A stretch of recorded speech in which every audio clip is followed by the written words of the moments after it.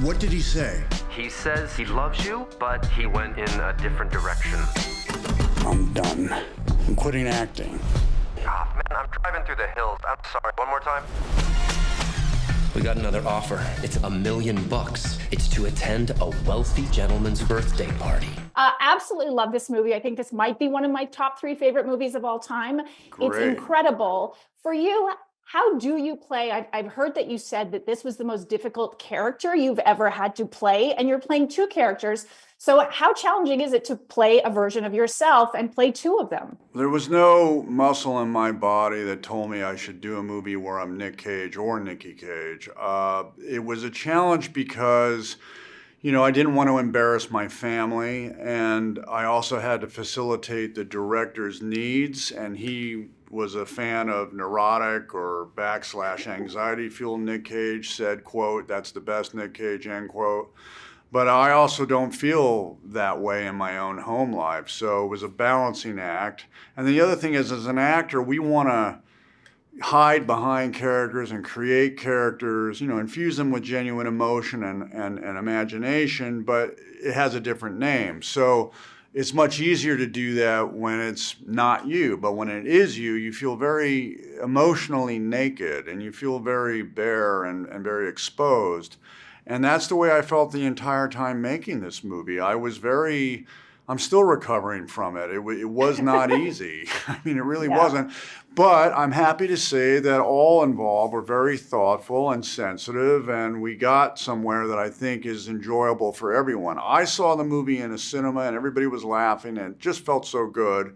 And I do recommend people go to the theater to see it, because it is that communal feeling that we used to have when we would laugh together, and I recommend that.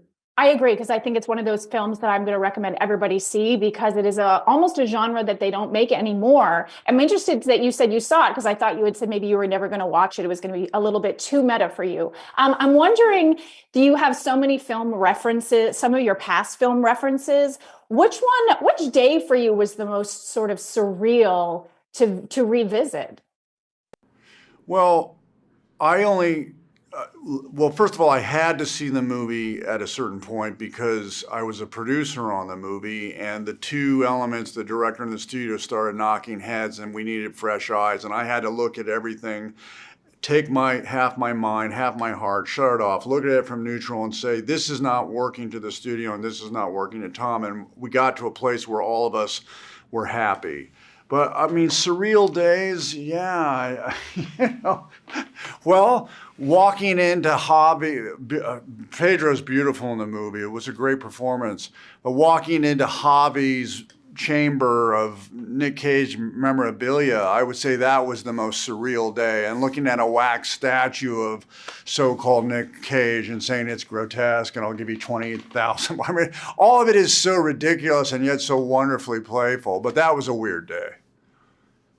I can imagine. And I'm sorry to interrupt, Nikki, but when I said, it's trippy, cool but trippy, that's exactly how I felt. Yeah. Oh my gosh, I love it. Which moment do you think gave you the biggest Super 8 feeling? You've talked about you do roles that give you the Super 8 feeling. What moment for you gave you that? I'm so happy you brought that up. And the Super 8 feeling is when you know a movie's working. And the Super 8 feeling is what you feel like when you have a Super 8 camera and you're a kid and you're making movies in your own backyard, and you're only making movies because you love acting and you love story, and you're not doing it for money and you're not doing it for Oscars. You're doing it because you love movie making. And I'm having that currently on a movie called Renfield. And in this movie on Massive Talent, I think I had that Super 8 feeling every time I was working with Pedro. I saw a kindred spirit in Pedro. He's a film enthusiast. We would talk cinema on camera and off camera. So it was like no acting, please. It was that Super 8 feeling. I really feel like this film is an homage and a love letter to your fans and people who have loved your filmography through the years. Do you have a fan encounter that is most memorable to you, either surreal, bizarre, or fabulous? Well, I had one last night that was quite poignant. a woman said hello to me, and she said that she had lost her daughter, sadly, to a car accident in 1997. Subsequently, my movie City of Angels came out, and she said, I just love that movie because every time I hear Alanis Morissette's song and I see the movie, it brings me back to my daughter and keeps my daughter with me. And I thought that was very heartfelt and poignant, and it meant a lot to me.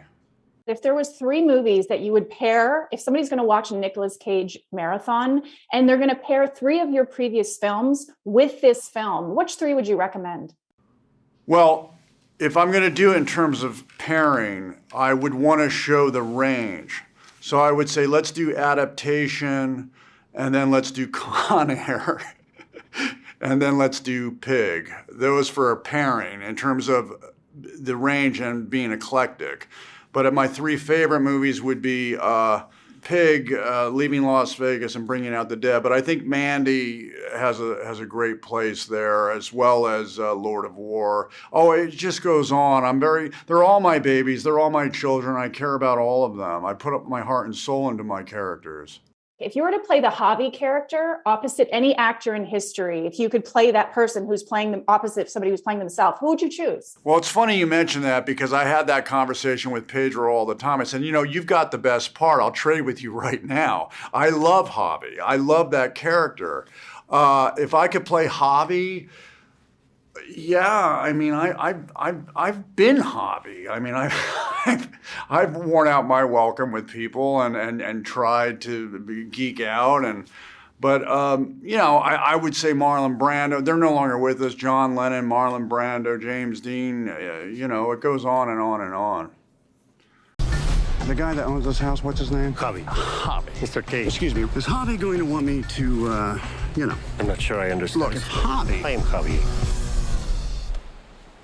Nick Cage. It's unbearable. It's unbearable. You are so talented and Is it massive? Is it massive? It's massive and unbearable. Speaking of bears, how amazing is Paddington 2? It's so good. That was my only homework for the movie, actually. It was the only movie. It was the only movie reference I needed to polish up on. Okay. So what is your third favorite movie of all time? For people who don't know what we're talking about, they're just going to have to see the movie. That is such a good question. Oh man, it's so hard. I have a list. What is my 3rd favorite movie of all time?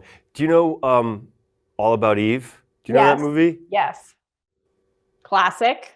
Let's just sit and talk about All About Eve. I'll plug that instead. For the next 5 minutes. Okay, so it's my understanding you grew up watching Nicolas Cage movies, super fan. How many of you actually acted out in your life? How many Nick Cage scenes have you acted out in your time? That's such a good question because it isn't necessarily acting out specific performances, but having those performances in your conscious, you know what I mean? I remember having moments where I don't even you have a reaction in your head and you say, thank you, I know that now. And it's like, you realize that that's how it sounds in your head. And it takes a minute to be like, oh, that's what Nicolas Cage did in Honeymoon in Vegas. Yeah. And I'm always in my head going, thank you, I know that now, Yeah. Because it's like indelibly marked into my system. So I understand that the first day on set, you were a little bit in your head, like it was kind of surreal that you kind of don't remember it. What was that like? And when you act opposite your heroes, does it go the way you thought it was going to go? With him, I think that him being such a great, legendary actor, one of my favorites, I guess it wasn't a surprise that he'd be such a good scene partner, which can really anchor you to the story and to the moment and, to the scene. So that helped a lot because I was really scared. And I was always bringing myself back from the moment of my scene partner is Nicolas Cage right now.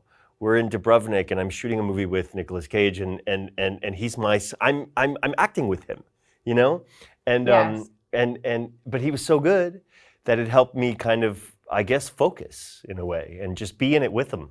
Well, you two are such a good duo. And by the way, in my interview with him, he talked about his love for you quite a bit. So the love is very mutual. It's very mutual. Real quick, so your top 3 favorite Cage movies of all time. Okay. Oh, shit. So, Wild at Heart. adaptation and Raising Arizona, which means that I have to kill so many of my other favorites. It's not fair. I know it's so tough. So if Javi and Nick were to have a sequel, because I think they absolutely need to have a sequel, and they were going to team up again, and they got to write their own sequel and bring in another actor to play himself, who are you bringing in as your third wheel? Oh my gosh, that is such a good question. Let's see. Who are some of his great co-stars? Let's get Cher. Oh my God, I love that. Wouldn't that be great?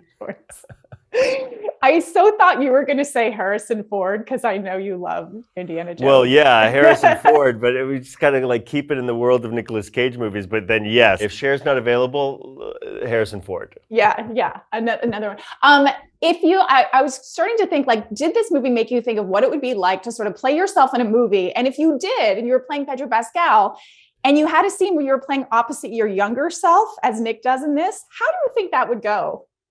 I don't even want to ask that question. There were so many things that I didn't let myself think about in terms of the position that Nicolas Cage felt he was in playing Nick Cage. I do know that in seeing the movie, it almost feels like the part that I play is closer to me, as far as being such a like earnest fan of him as an actor and also movies in general, that it could have been closer to me than Nick Cage was to Nicolas Cage. Which of your scenes would you like to reenact from one of your previous performances? What do you think would be fun? Which of the scenes from Unbearable From your own filmography? Well, let's go back to Game of Thrones and let me win the fight officially. Pick my teeth up off of the arena. Which was like a couple of minutes walk from where we were shooting this movie, Unbearable Weight of Massive Talent, in Dubrovnik, which was full circle for me.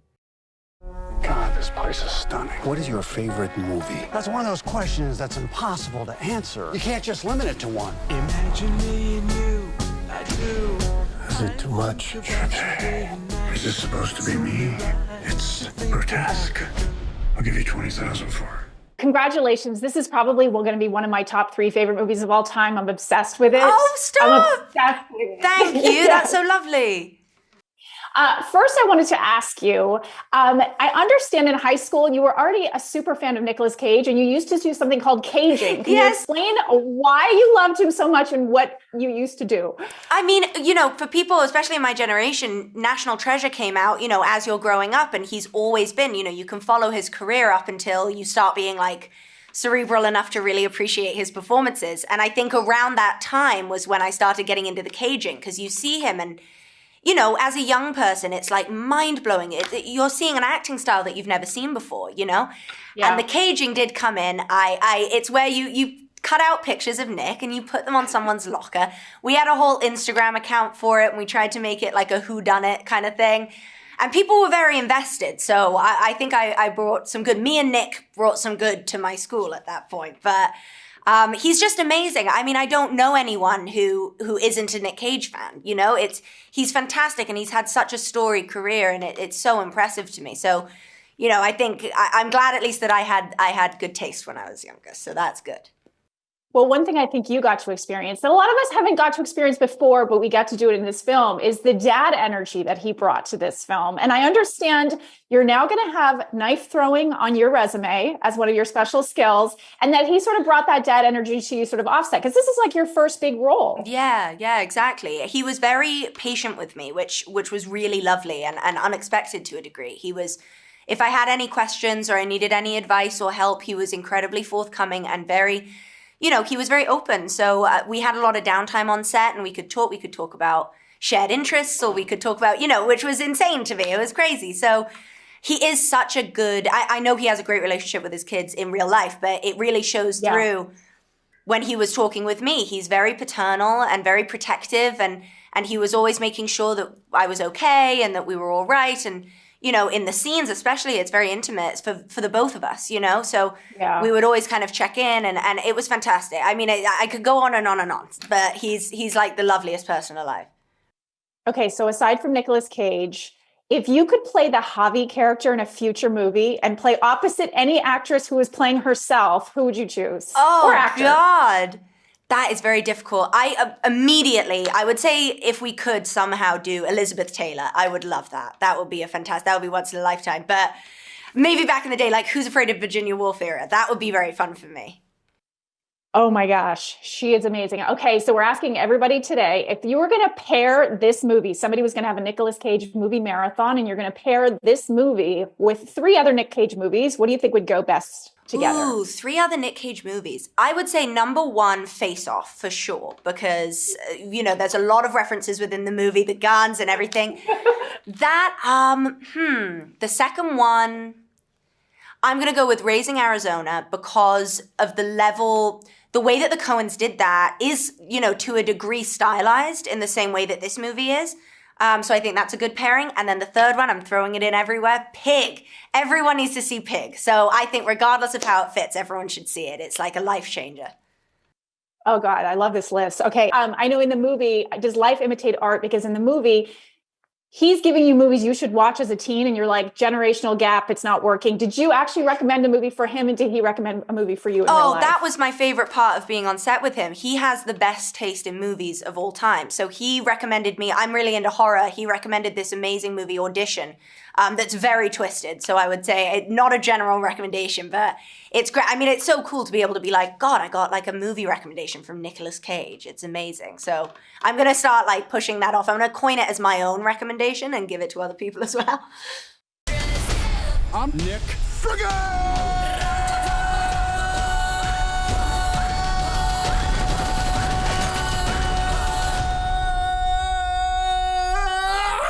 Whoa, Cage! Tom, I know you wrote Nick a letter sort of asking him to be in the film. How did you convince him? I know he said part of it was sort of the details of the script, but how do you convince him to be in this film? And were you guys like, when you got the yes? Because if you didn't get the yes, you were pretty much screwed. Yeah, we were finished. That was it for us. Kevin and I wrote the letter together, actually, but we wrote it and we were like, just trying to express to him our love, first of all. Our intention was to like celebrate his body of work. And then he's done so many different genres of film really well. It's different than a lot of different actors who lock into a particular thing. And we thought, Nick, we said to him, this would be a really great opportunity to do all the different genres in one film if we can pull it off. And I think the big if there was, exciting to him. It was exciting to him to take on that challenge. Any part you were nervous for him to read? The entirety of the script, first of all. But pretty much the first act really was kind of because it's the part of the movie where he's, more down on his luck. He's, struggling to connect with his daughter. So he's got to kind of play like a bad dad. And so that was the thought, the part where we went, if he can just get past that, if he gets to page 50 and where he starts turning into a hero, I think maybe we have a shot at this thing. So, and thank God he made it to the end, and here we are. The line where he says, Nicolas Cage, was that written that way? Did he do that? How many takes are on the cutting room floor? Or did you only make him do it once? I'll say this. It was written as Nick effing Cage ! Nicolas Cage came, we called action, and we got that. Okay, and we finished, and the entire crew's watching, and I take off the headphones, and he walks off set and comes over to Kevin and I, and he looked at us and said, I wanted it to be transcendent. And then he walked away, and we were like, that's incredible. And he was like, you don't want something else, do you? And we thought, no. That's something you're only getting with Nicolas Cage, and that's sort of the beauty of him as a performer. But then he did it like 7 more times. Yeah. It was like that was what it was. That was his choice. Cut. Yeah. Director's cut has got to be in there. If you are going to if you're going to take your film and have somebody watch a movie marathon, this film plus 3 Nicolas Cage films, which 3 films are you pairing with yours? Ooh, interesting. I think we have to pair it with adaptation, right? Yeah. Adaptation, Face Off, and let's call it Moonstruck or Leaving Las Vegas. Like, we want some big action comedy. I would go The Rock. Oh, The Rock. Okay, see, this is the problem. There's so many great Nicolas Cage. You keep remembering one that you're like, this would be a fantastic version. But I think 3 different genres is the way to go. Okay. If you were going to, because you satirize with love so many Hollywood tropes, if you were going to satirize a Hollywood junket interview, what would you do? Who's playing me? Okay, well, yeah. Yeah, I would. How would we satirize a Hollywood junket? Jesus. Yeah, it's tough. Well, we're trying to find a level of. I'm truly enthusiastic for every interview. I know Tom's kind of playing a character. He's miserable on the inside, but my love is real. Yeah, I think I would show you like how much like we're falling apart over here. Sweating You it out. might have been sweating from that question. If the studio said to you, you have to make a sequel and you have to choose a new actor who's going to play themselves, it's really tough, but who would you choose? Oh man, we've discussed this at length and we can't figure this question out, and it may sound like we're dodging, but we honestly have no idea who the next actor or would be. We would want an actor to do another version where they play Nick Cage. that would be the Daniel Day-Lewis as Nick Cage. Yes, that's true. Christian Bale in full prosthetics playing Nick Cage, playing himself. I would watch that. Yeah, I'd watch that.